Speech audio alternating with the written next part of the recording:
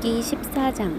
여인에게서 난 사람은 사는 날이 적고 괴로움이 가득하며 꽃처럼 잠시 있다가 시들어지고 빠르게 지나가는 그림자 같아서 이 세상에 오래 머물지 않습니다.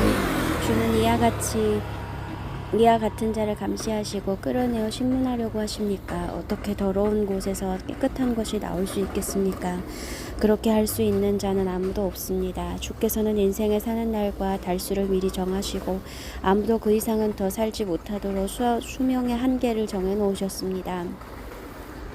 그러므로 그에게서 주의 눈길을 돌이키시고 그를 내버려 두어 잠시라도 품꾼 같은 고달픈 삶을 쉬게 하소서. 차라리 나무라면 희망이 있겠습니다. 그것은 찍혀도 다시 움이 트고 싹이 나서 연한 가지를 내며 그 뿌리가 땅속에서 늙고 줄기가 땅에서 죽을지라도 물기만 있으면 다시 움이 돋고 싹이 나서 새로 심은 묘목처럼 됩니다. 그러나 사람은 죽으면 그것으로 끝장입니다. 그가 죽으면 어디로 가겠습니까? 바닷물이 증발하여 줄어들고 강물이 말라 없어지듯 사람이 죽어두우면 다시 일어나지 못하고 하늘이 없어지기까지 눈을 뜨지 못하며 잠에서 깨어나지 못합니다. 주여, 나를 죽은 자들과 함께 감춰주시고 주의 분노가 그칠 때까지 나를 숨겨주시며 시간을 정하시고 나를 다시 기억하소서.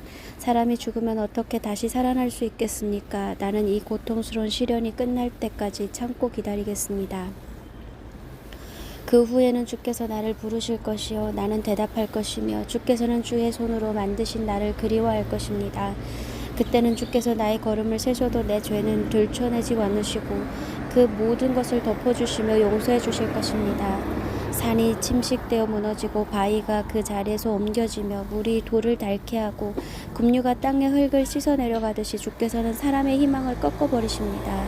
주께서 사람을 이기시고 그를 영원히 떠나게 하여 그의 월급빛이 변하게 하심으로 그의 아들들이 존귀해도 그가 그것을 알지 못하며 그들이 천하게 되어도 그 사실을 깨닫지 못합니다. 그에게는 오직 고통과 슬픔만이 있을 따름입니다. 욥기 15장.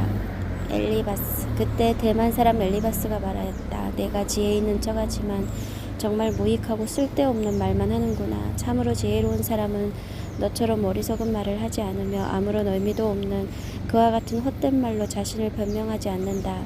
너 같은 사람은 하나님을 두려운 마음으로 섬기며 경건한 마음으로 기도하는데 방해가 된다. 내 죄가 너의 입에 할 말을 가르치고 있구나. 너는 지금 간사한 말로 자신을 속이고 있다. 너를 죄인으로 단정하는 것은 내가 아니라 바로 내 입이다. 내 입술이 너에게 죄가 있음을 증언하고 있다. 내가 세상에서 제일 처음 태어난 사람이냐? 산들이 생기기 전에 내가 있었느냐? 내가 하나님의 계획을 들어보았느냐? 너 혼자만 지혜를 가진 줄 아느냐? 우리가 모든 것 중에 내가 아는 것이 무엇이냐? 모르는 것 중에 내가 아는 것이 무엇이냐? 도대체 너만 깨달아 알고 있다는 것이 무엇이냐? 우리 중에는 너의 아버지보다 나이가 많아 백발이 된 자도 있다. 하나님의 위로와 그의 부드러운 말씀도 내게 부족하냐? 내가 무엇 때문에 흥분하여 눈을 부릅뜨고 우리를 노려보며 하나님을 대적하여 화를 내고 그와 같은 말을 내뱉느냐? 사람이 무엇인데 깨끗하게 할 수 있으며 여인에게서 난 자가 무엇인데 의로울 수 있겠느냐? 하나님은 그의 천사들까지도 신뢰하지 않으시며 하늘도 그가 보시기에는 깨끗하지 않은데 하물며 죄를 물마시듯이 하는 더럽고 추한 인간이야 말할 것이 있겠느냐?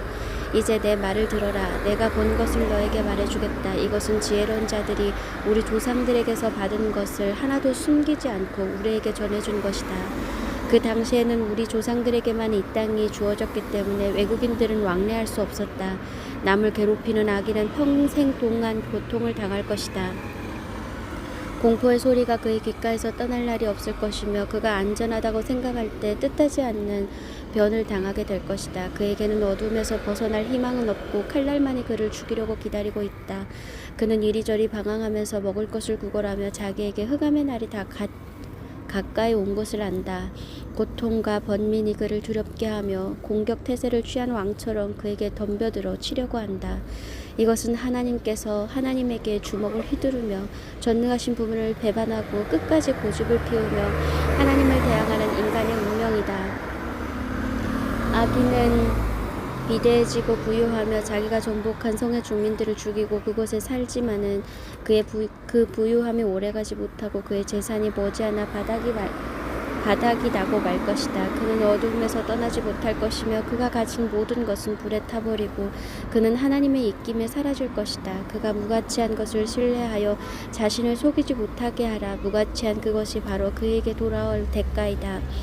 그의 생이 끝나기 전에 이 모든 것이 이루어질 것이며 그는 한번 마르면 다시 피어나지 못하는 나뭇가지처럼 시들어버리고 채 익기도 전에 열매가 떨어지는 포도나무와 꽃을 떨어뜨리는 감람나무처럼 될 것이다.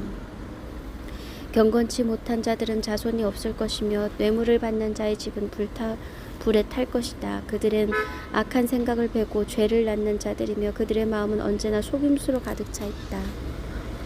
욥기 16장. 그러자 욥이 이렇게 대답하였다. 이런 말은 내가 전에 다 들었다. 너희는 모두 나를 위로하러 온 것이 아니라 오히려 나를 괴롭히러 온 자들이구나. 헛된 말을 끊임없이 할 작정이냐. 무엇 때문에 그런 말을 하느냐. 나도 너희처럼 말할 수 있다. 만일 너희가 내 입장에 있다고 하면 나도 얼마든지 말을 지어내어 너희를 괴롭히고 너희를 향해 머리를 흔들 수 있을 것이다. 하지만 난 그렇게 하지 않겠다. 나 같으면 너희에게 도움이 되는 말을 하여 너희를 위로하고 너희 슬픔을 덜어줄 것이다. 내가 자신을 변명해도 내 슬픔이 그대로 있는데 내가 입을 다문다고 해서 어찌 마음이 편하겠느냐. 하나님이시여, 주께서 나를 완전히 지치게 하시고 나의 집안을 항폐하게 하셨습니다. 주께서 나를 시들게 하여 뼈와 가죽만 남게 하셨으므로 이것이 내 죄를 증거하고 있습니다. 하나님은 분노로 나를 쳐서 내 살을 찢고 나를 향해 이를 갈며 중모의 눈으로 나를 보시고 사람들은 입을 벌려 나를 조롱하며 조소로 내 뺨을 치고 한패가 되어 나를 대적하는구나. 하나님은 나를 경건치 않은 자들에게 넘겨주시고 악인의 손에 던져 넣으셨다. 내가 편안하게 살고 있을 때 그가 나를 꺾고 내 목을 잡아 던져 부스러뜨리며 나를 그의 표적으로 삼으시고 사방에서 활을 쏘아 사정없이 내 허리를 뚫어 땅의 창자에 쏟아지게 하는구나. 그가 계속해서 나를 치고 용사처럼 내게 달려드니 내가 이렇게 삼배옷을 입고 티끌 가운데 앉아 슬퍼하는 신세가 되었고 말았다. 내 얼굴은 울어서 붉어있고 내 눈 언저리에는 죽음의 그늘이 맴돌고 있구나. 그러나 나는 내 손으로 포악한 일을 한 적이 없으며 나의 기도는 순수하다. 땅이여, 내 피를 숨기지 말고 그 피가 나를 위해 계속 부르짖게 해다오. 지금 나의 증인이 하늘에 계시고 나의 대변자가 높은 곳에 계신다. 내 친구들이 나를 조롱하니 내 눈이 하나님께 눈물을 쏟는구나. 사람이 자기 친구를 위해 변호하듯 누가 나를 위해 하나님께 변호해 주었으면 좋으련만. 몇 년이 지나면 나도 돌아오지 못할 길로 갈 것이다.